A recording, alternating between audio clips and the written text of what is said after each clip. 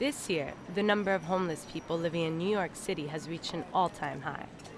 There are now around 100,000 men, women, and children sleeping in homeless shelters, out on the streets, and in subway stations.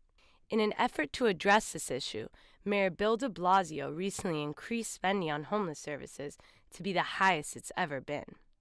But even this has not ended the growing problem. Dr. Vanita Boswell of the New York City Rescue Mission says that there is a solution, but it hasn't happened yet.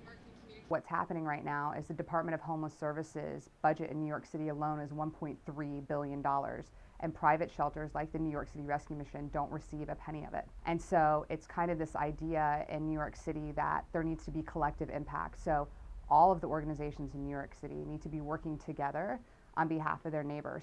The New York City Rescue Mission is a private shelter in downtown Manhattan that has served as a safe haven for people in crisis since 1872. They provide meals, beds, healthcare services, and learning programs to those in need. In recent years, the shelter has seen more and more needy people come to them for help. We have been working on the emergency side of homelessness in New York City, but there's a fine line between the working poor and the homeless. And so rents are getting more expensive, minimum wage isn't cutting it, and so we provide about 600 meals a day. That number's doubled since the summer. And it doesn't mean that everybody's homeless, but it does mean that we're feeding someone who has one less mouth to feed at home. So if they come here, maybe their children can have more food at the table at home. On the Monday before Thanksgiving, the mission held its biggest event of the year, the Thanksgiving banquet. We're going to be serving about 1,000 people today, so it's the largest that we ever have. And it's just not the homeless. So today is about anybody who needs just some help back up on their feet and just needs someone to cheer them on. And so it is, some are the homeless and then some are the working poor. Some women have been sexually trafficked. There are other women who have suffered from domestic abuse. And so we're just here to say, we love you, we'll cheer you on. This is our house, you're always welcome here. The New York City Rescue Mission teamed up with different organizations around the city to spread word about the banquet to the needy and bring in as many donations as possible. The mission emphasizes the importance for New Yorkers to look out for their community's homeless people and provide them with proper help and care to end this issue. If you see someone on the side of the street, please don't give them money. Even if they ask for money, don't give them money. Give them water, give them the granola bars. If you've got something in your bag, give it to them. We don't know what they're going to do with the money, right? And so what I would say is set yourself up to win. Set yourself up to win and set the person on the other side up to win too, right? So we don't want to feed the story that all homeless are drug addicts. We don't want to feed that story. So instead of giving them money and then seeing that they might use it for something else and not use it for food, and then that's going to make you very bitter and resent, and then you won't help somebody else again. So just set yourself up to win. Like, don't continue that conversation, right? If you have nothing, just ask someone what their name is. Ask them to look at you. Just make them known. Providing dignity is priceless. People stereotype the homeless and they give them one blanket statement, like they're either all drug addicts or they're all alcoholics, or, you know, it's not like that. These are people who have stories. They weren't born homeless. You know, they didn't dream to be homeless. They had dreams like you and me. Another organization is trying to provide the homeless with a platform to pursue these dreams and let their voices be heard. The Covenant House is a privately funded charity with shelters all across the nation for homeless teens, as well as single mothers and their children. They recently hosted a candlelight vigil in Times Square to allow these homeless youth to share their stories. I had nowhere to go and no one to help me. I did have a job though, so I slept anywhere that I could find. I slept on the subway, I slept on the street, I slept in the park. I had nowhere to shower, so I used wipes so nobody would notice at work. I felt more alone than ever. Youth homelessness is a growing problem. 1 in every 45 children in the United States face abandonment or run away.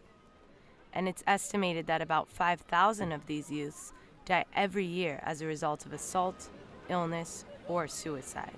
Covenant House is committed to helping these children. The privately funded charity focuses on finding these abandoned teens and providing them with support services like healthcare, drug abuse treatment, and GED preparation to guide them into becoming healthy members of the community and prevent adult homelessness. Last year alone, staffers like Delroy Williams provided service to over 51,000 kids in crisis. I'm part of the street outreach team, so we go out in tough neighborhoods. We try to find kids that are homeless or at risk of being homeless. We just go hand out flyers, information about our program, and we see who contacts us and who we network with and reach while we're out in the streets every day.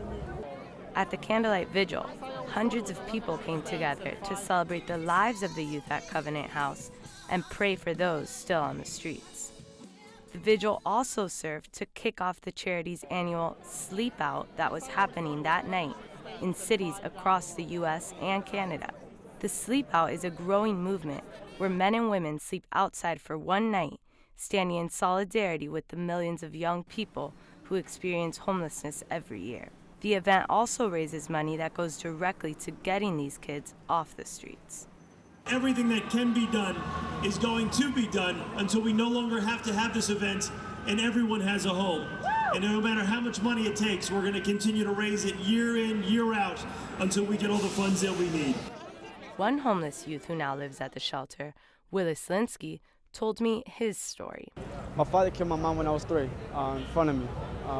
Stabbed her, hanged her. I watched her die. Knowing my parents want me, like my grandparents and all that. I went to orphanage. I grew up in an orphanage until I was like 11. I was put into work, getting beat up, sexual abuse, stuff like that. Basically, I had nobody to care for me or show me the love I wanted, or never went to school before. At age 11, I was adopted. My adopted father wasn't being nice to me, was abusing me, getting beat up. I was living with him for 2 months, and I got out of there. And then I went to school. I've been out of foster cares, robbing people, stealing, living in the streets and stuff like that, sleeping in the streets. He's now taking GED classes at Covenant House, New Jersey, and is working on turning his life around. First, my main dream is to become a counselor, a social worker. Help kids, what they doing with Covenant House. I would like to do the same thing, give them a return. Providing at-risk kids like Willis with a safe space to learn and opportunity to prosper is the mission of Covenant House. Some things that'll be nightmares for other people, these kids deal with it every day and still find a way to smile. So to be able to take them out of that shadow or dark spot and give them hope again, or not even just hope, but be with them in when they reach their success point and their goals in life, it's no greater feeling. For NYU Tonight, I'm Danny Grande.